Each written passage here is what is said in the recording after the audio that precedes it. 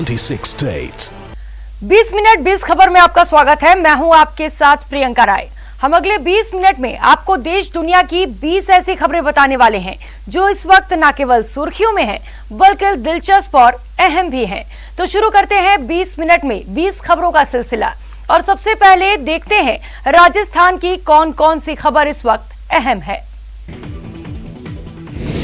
भरतपुर के पुरातत्व एवं राजकीय संग्रहालय से गुप्तकाल का एक सोने का सिक्का चोरी हो गया है।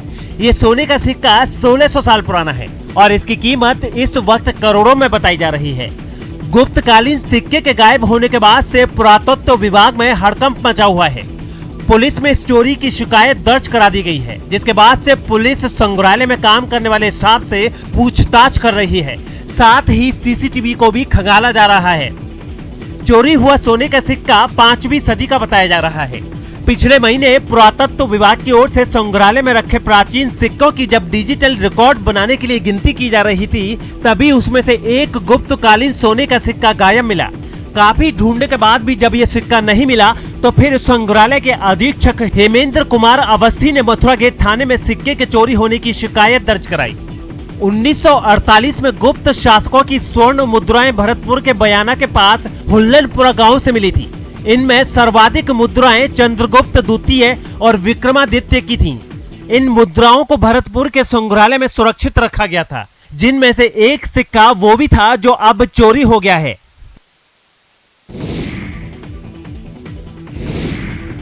दौसा में पेंशन के नाम पर फर्जीवाड़े का खेल जारी है। यहाँ धड़ल्ले से जवान लोगों को वृद्धावस्था पेंशन, पूर्णतः शारीरिक रूप से स्वस्थ लोगों को दिव्यांग पेंशन, जिन महिलाओं के पति जिंदा हैं उन्हें विधवा पेंशन दी जा रही है।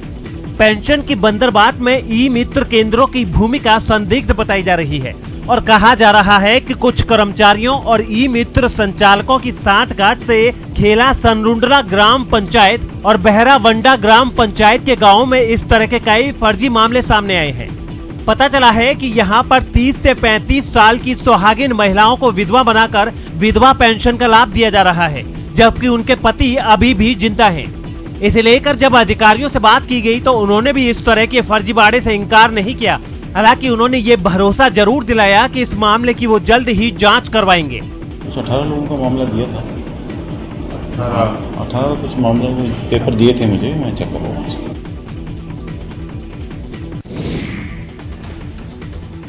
ये है डूंगरपुर जिले की ग्राम पंचायत अंबाड़ा की वो सड़क जिसे बनाने में भ्रष्टाचार के आरोप लग रहे हैं।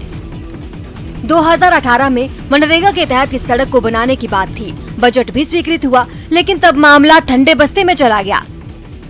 अब ग्रामीणों का आरोप है कि सड़क बनाने का काम तो शुरू हुआ, लेकिन नदी की ग्रेवल और इसी सड़क के आसपास के टीलों से पत्थर और मिट्टी से सड़क निर्माण किया जा रहा है, जबकि 13,86,000 के बजट में से 11,37,000 रुपए निर्माण सामग्री का बजट है।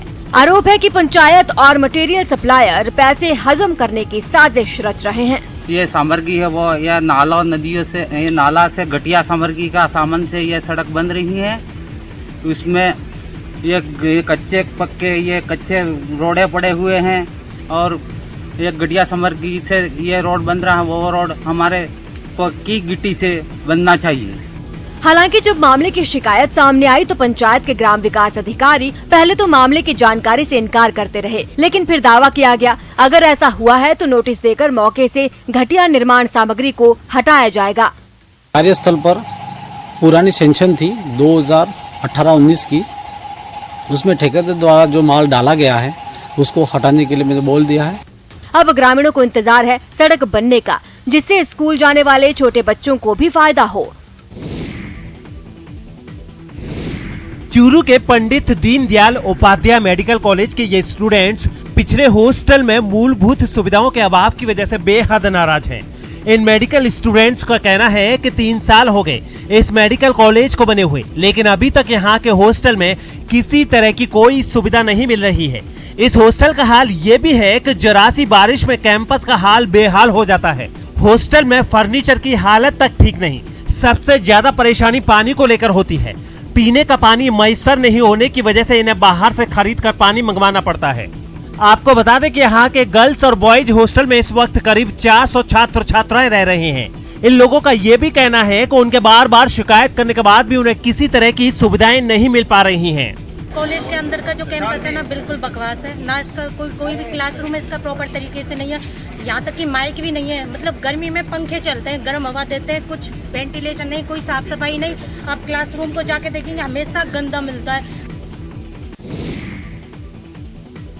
मरुधरा में कोरोना संक्रमण की दूसरी लहर भले ही कमजोर पड़ गई है, लेकिन कोरोना के अलग अलग वेरिएंट ने चिंता बढ़ा दी है। डेल्टा और डेल्टा प्लस के बाद अब कोरोना के कप्पा वेरिएंट ने प्रदेश के लोगों को सदमे में डाल दिया है।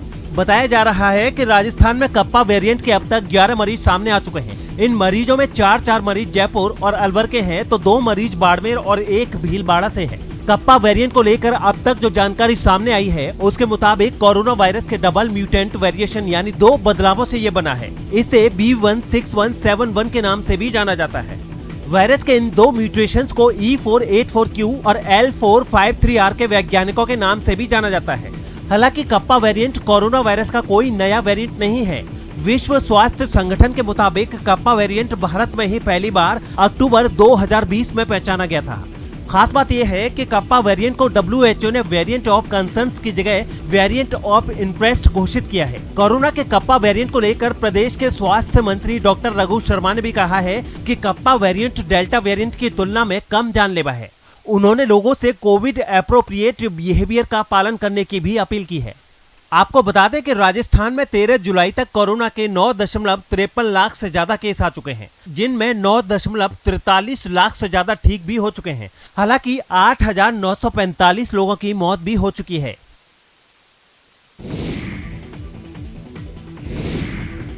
कार की हालत ऐसी कि देखने वालों का कलेजा कांप जाए। कार के आगे का हिस्सा पिचककर ऐसा हो गया है जैसे इस पर पहाड़ गिरा हो। इस कार की हालत देखकर अंदाजा लगाना मुश्किल नहीं है कि इस कार में बैठे लोगों का हुआ क्या होगा। कोटपुतली से आई जिस कार की तस्वीरें देखकर आपके होश उड़ गए हैं, उस कार में बैठे 3 लोगों की मौके पर ही मौत हो गई थी, जबकि एक शख्स गंभीर रूप से जख्मी हुआ है। बताया जा रहा है कि मनोहरपुर दौसा हाईवे पर अजबपुरा के पास मंगलवार की देर रात इस कार को एक तेज रफ्तार ट्रक ने टक्कर मार दी थी। इस टक्कर में कार सवार 3 लोगों की मौत हो गई। मरने वालों के बारे में जो कुछ पता चला है, उसके मुताबिक गजेंद्र चौधरी अपने दोस्तों के साथ इस कार में जम्वा रामगढ़ की ओर जा रहे थे कि अजबपुरा के पास इनकी कार को एक ट्रक ने टक्कर मार दी। इस हादसे में गजेंद्र चौधरी और उनके 2 साथियों की मौके पर ही मौत हो गई। अस्पताल में जिस तरह से इन लोगों के इनके परिजन उठा कर ला रहे हैं, उससे अंदाजा हो जाता है कि ये किस कदर जख्मी हैं। अस्पताल में परिजनों को लाने की ये तस्वीरें भरतपुर के CHC बयाना से आई हैं। बताया जा रहा है कि पास के कनावर गांव में मंगलवार की देर शाम सरकारी जमीन पर कब्जे को लेकर 2 गुटों के बीच हिंसक झड़प हो गई। इस झड़प के दौरान पहले तो लोगों ने एक दूसरे पर पत्थर फेंके और फिर लाठी डंडे लेकर पिल पड़े। इस जंग में 7 लोग जख्मी हुए हैं, जिन्हें इलाज के लिए CHC बयाना में भर्ती कराया गया था। खास बात यह है कि इन 7 लोगों में 4 लोग गंभीर रूप से जख्मी हैं और इन्हें बेहतर इलाज के लिए जिला अस्पताल रेफर कर दिया गया है। दिखने में मुकुट, रमेश और समंदर और भूपिंदर इन्होंने आकर और मतलब कि इसके पैर में पीछे दिक्कत थी और आने के बाद में इन्होंने ट्रैक्टर से मतलब ये गुजर दिया है साहब। राजस्थान लोक सेवा आयोग की ओर से आयोजित RS परीक्षा का फाइनल रिजल्ट आयोग ने मंगलवार की रात जारी कर दिया। इस परीक्षा में झुंझुनू की मुक्ता राव ने टॉप किया है, जबकि दूसरे नंबर पर टोंक के मनमोहन शर्मा और तीसरे नंबर पर जयपुर की शिवाक्षी खांडल रहे हैं। झुंझुनू के निखिल कुमार ने चौथा, जयपुर से वर्षा शर्मा ने 5वां, जयपुर से यशवंत मीणा 6ठे नंबर पर रहे, जबकि अलवर से रवि कुमार गोयल 7वें, जालोर से बीनू देवल 8वें, टोंक से विकास प्रजापत 9वें और नागौर से सिद्धार्थ सांधु की 10वीं रैंक रही है। पहला चरण था और बहुत लंबे टाइम के बाद में इसका रिजल्ट आया। लगभग 1 साल बाद में इसका इंटरव्यू हुआ और इंटरव्यू में बार बार कोरोना की समस्याएं आई थी, लेकिन कम्प्लीटली फाइनल रिजल्ट आ गया और मैंने इसमें 357वीं रैंक हासिल की। आपको बता दें कि 1051 पदों के लिए इस भर्ती प्रक्रिया में नॉन TSP क्षेत्र के 1014 और TSP क्षेत्र के 37 पद शामिल हैं। राजस्थान लोक सेवा आयोग की ओर से आयोजित की गई RAS 2018 परीक्षा 39 महीनों से अधिक समय बीतने के बाद पूरी हो सकी है। तत्कालीन सीएम वसुंधरा राजे के शासनकाल में यह भर्ती प्रक्रिया शुरू हुई थी और अब सीएम अशोक गहलोत के कार्यकाल में मंगलवार को ही पूरी हुई है। अचार बना रही ये महिलाएं बूंदी के हिंडोली कस्बे की रहने वाली हैं। कुछ महीने पहले तक ये महिलाएं बेरोजगार थी, लेकिन अब ये घर बैठे हर महीने 25 से 50 हजार रुपए तक कमा रही हैं। दरअसल इन महिलाओं की किस्मत भारत सरकार की आर्य योजना की वजह से बदली है। इस योजना के तहत बेरोजगार महिला पुरुषों को कृषि उत्पादों से जुड़े कामकाज की ट्रेनिंग दी जाती है। आर्य योजना के तहत ही हिंडोली कस्बे की 10 महिलाओं ने अचार और मुरब्बा बनाने के लिए 21 दिनों की ट्रेनिंग ली और फिर एक समूह बनाकर अचार और मुरब्बा बनाने का काम शुरू कर दिया। आज ये महिलाएं हर महीने 100 किलो से ऊपर अचार बनाकर बेच रही हैं और आर्थिक रूप से मजबूत हो रही हैं। मेरे पास 8 तरह की वेराइटीज अचार में सबसे ज़्यादा मेरे पास सहजन के अचार की डिमांड है। इसके अलावा लेसवा है, केरी लेसवा है, लाल मिर्ची, हरी मिर्ची, नींबू मिर्ची। आर्य परिवार की तरफ से बहुत लाभ मिल रहा है हमको। दीदी के जो दीदी हैं हमें काम के लिए बुलाया है उन्होंने, तो उससे हम अच्छा सा काम कर रहे हैं। हम 8-10 जनों का ग्रुप है हमारे, तो उस ग्रुप में हम सभी महिलाएं काम करते हैं। और अब देख लेते हैं कुछ अन्य राज्यों की खबरें। गुजरात की धार्मिक नगरी द्वारका में भगवान कृष्ण के मंदिर पर आकाशीय बिजली गिरी है। द्वारकाधीश मंदिर में भारी बारिश के बीच मंगलवार को अचानक गिरी आकाशीय बिजली की वजह से वहां मौजूद लोग डर गए। हालांकि इस हादसे में किसी भी तरह का किसी को नुकसान नहीं हुआ है। मंदिर को भी कोई नुकसान नहीं पहुंचा है। बस मंदिर का ध्वज दंड थोड़ा क्षतिग्रस्त हुआ है और बिजली गिरने से मंदिर का झंडा भी फट गया है। आपको बता दें कि मंगलवार की दोपहर द्वारका में भीषण बारिश हो रही थी और इसी बारिश के बीच करीब 2 बजे द्वारकाधीश मंदिर पर आकाशीय बिजली गिरी। प्रत्यक्षदर्शियों का कहना है कि ये द्वारकाधीश की ही कृपा है कि आकाशीय बिजली गिरने से भी मंदिर को कोई नुकसान नहीं पहुंचा। द्वारकाधीश मंदिर पर बिजली गिरने का वीडियो तेजी से वायरल हो रहा है और इसे लेकर गृह मंत्री अमित शाह ने भी मंदिर प्रशासन से बात की है। उत्तराखंड में भारी बारिश के साथ पहाड़ खिसक। उत्तर प्रदेश के सहारनपुर उत्तराखंड में भारी बारिश के साथ पहाड़ खिसकने की घटनाओं ने लोगों की मुसीबतें बढ़ा दी है।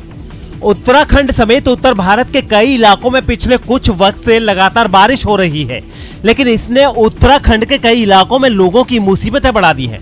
वहां के विकास नगर से ऐसी ही तस्वीरें सामने आई, जहां पहाड़ खिसकने की वजह से रास्ते का एक हिस्सा पूरी तरह बर्बाद हो गया। रास्ता बंद होने की वजह से दोनों तरफ लंबा जाम लग गया। वहां कई गाड़ियां रास्ता खुलने का इंतजार करती नजर आई। चंपावत से भी ऐसी ही डरा देने वाली तस्वीरें सामने आई। वहां एक कार पहाड़ से गिरे मलबे में ही फंस गई, जिसे निकालने के लिए खुदाई करने वाली मशीन की मदद ली गई। उत्तर प्रदेश के सहारनपुर में मानसून की पहली बारिश से ही कुछ इलाकों में बाढ़ जैसे हालात बन गए। एक तरफ बारिश की वजह से लोगों को गर्मी से राहत मिली, तो दूसरी ओर उनके लिए परेशानी खड़ी हो गई, क्योंकि कुछ इलाकों में सड़कों पर इतना पानी भर गया कि उन्हें देखकर ऐसा कहा ही नहीं जा सकता कि बारिश ज्यादा देर तक नहीं हुई। वहां के एक इलाके से जो तस्वीरें सामने आई, उनमें सड़कों का नामो निशान मिटा नजर आया। यही नहीं, सरसावा जाने वाला हाईवे भी पानी से लबालब भर गया। वहां सड़क किनारे खड़ी गाड़ियां भी पानी में आधी डूब गई। परेशानी तो उन लोगों को भी उठानी पड़ी जो किसी नदी के आसपास मौजूद इलाके में बसे हैं। बारिश के बाद वो नदियां भी उफान पर आ गई। इसके बावजूद कुछ लोगों ने अपनी जान खतरे में डाल दी, जिसकी एक तस्वीर भी सामने आई, जिसमें 2 लोग पानी में बंद हो चुकी मोटरसाइकिल को सैलाब के बीच धक्का देते दिखाई दिए।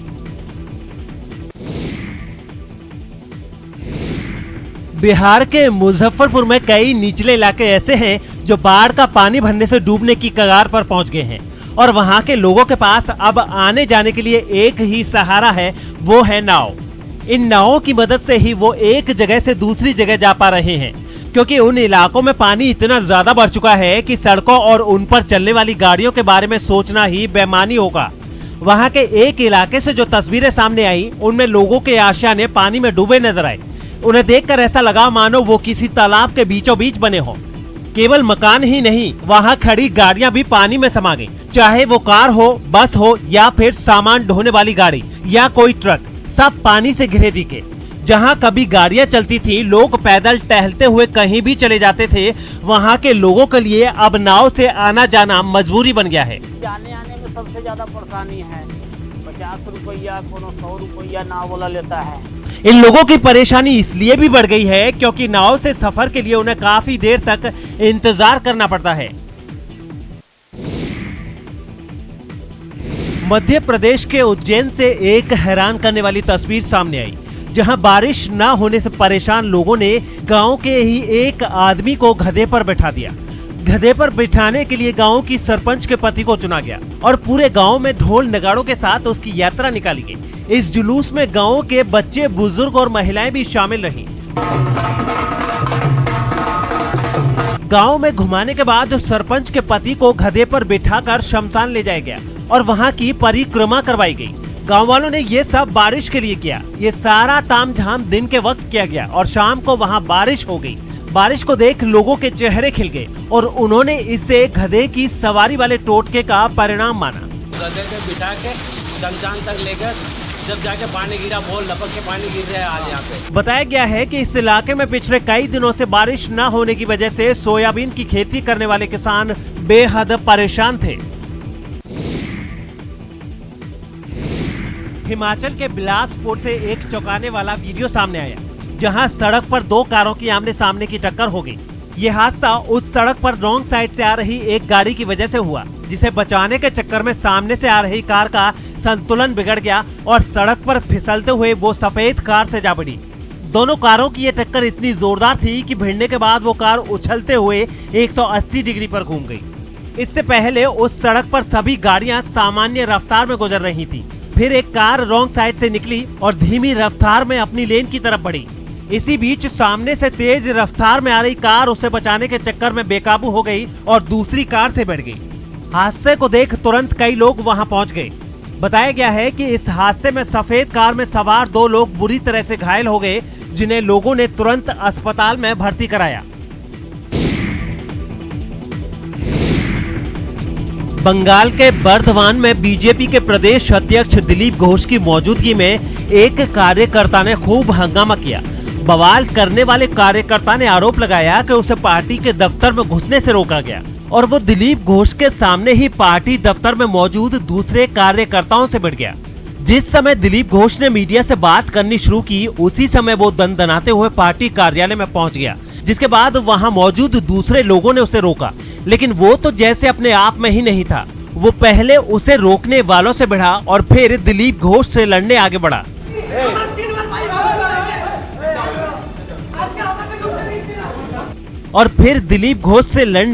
बढ़ा। जिसके बाद दिलीप घोष भी गुस्से में आ गए और उन्होंने उसे बाहर निकलवा दिया। लेकिन बाहर निकलने के बाद भी वो कार्यकर्ता चिल्लाता रहा। वो दूसरी पार्टी से बीजेपी में आने वाले लोगों पर जमकर बरसा। दल के हारिয়েছে হ্যাঁ নিজের বুতে বসে না তারা আজকে দল চালাবে। इस पूरे बवाल के बीच पार्टी कार्यालय के अंदर हो रहा कार्यक्रम चलता रहा, जिसमें दिलीप घोष ने संगठन से जुड़ी बातें कहीं।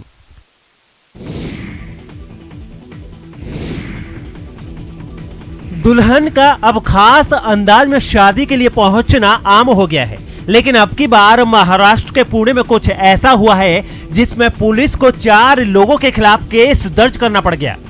दरअसल पिछले मंगलवार को एक शख्स पुणे के पास से अपनी गाड़ी से गुजर रहा था, तभी उसे स्कॉर्पियो के बोनट पर बैठी एक दुल्हन नजर आई। फिर क्या था, उसने इस दुल्हन का वीडियो बना लिया और सोशल मीडिया पर अपलोड कर दिया। इस वीडियो में एक स्कॉर्पियो गाड़ी के बोनट पर एक दुल्हन पूरे श्रृंगार के साथ बैठी नजर आ रही है और उसकी गाड़ी में कई बाराती भी नजर आ रहे हैं।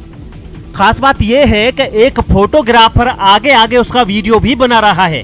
इस वीडियो के वायरल होने पर पूरे पुलिस के होश उड़ गए और उन्होंने वीडियो की जांच पड़ताल की तो पता चला ये वीडियो सासवड़ और दिव्य घाट के बीच शूट किया गया है। पुणे के लोनी कालभोर पुलिस ने गाड़ी की नंबर प्लेट से मालिक का पता लगाया और 4 लोगों के खिलाफ केस दर्ज कर लिया।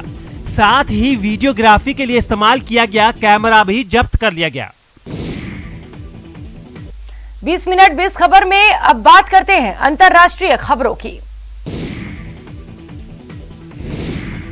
भ्रष्टाचार के आरोपों में घिरे दक्षिण अफ्रीका के पूर्व राष्ट्रपति जैकब जुमा को कोर्ट की अवमानना करने पर पिछले हफ्ते जेल भेजा गया तो वहां दंगे भड़क गए। इस हिंसा में अब तक 45 लोगों की मौत हो चुकी है और लगभग 800 लोगों को गिरफ्तार किया जा चुका है।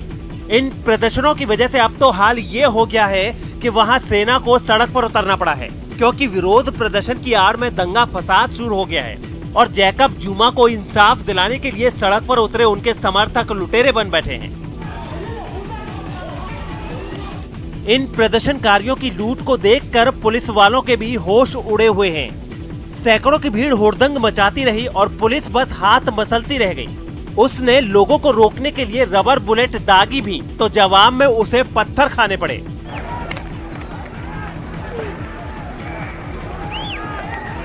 सिर्फ दुकानों में ही नहीं, बड़े बड़े मॉल तक लूट लिए गए। उसमें भी प्रदर्शनकारियों ने छोटी मोटी चीजों पर हाथ साफ नहीं किया, बल्कि वॉशिंग मशीन से लेकर सोफा सेट तक उठाकर चलते बने। एक आदमी तो फ्रिज अपने सिर पर उठाकर जाता दिखाई दिया। हाथ में थैले भर भर कर भी लोग इतनी फुर्ती से भागे कि अच्छे से अच्छे रनर भी पानी भरने लगे। जोहानिसबर्ग शहर में भी उथल पुथल मची नजर आई। वो तो जब पुलिस ने तेज धुआं और रोशनी करने वाली बंदूकें चलाई तब जाकर लोग भागे। लूट के बाद जो तस्वीरें सामने आई उन्हें देखकर तो एक बार को पेशेवर लुटेरे भी शर्म के मारे चुल्लू भर पानी में डूब मरे। दुकानों की हालत देखकर ऐसा लगा जैसे कोई तूफान वहां तबाही मचाकर निकल गया हो। लीवर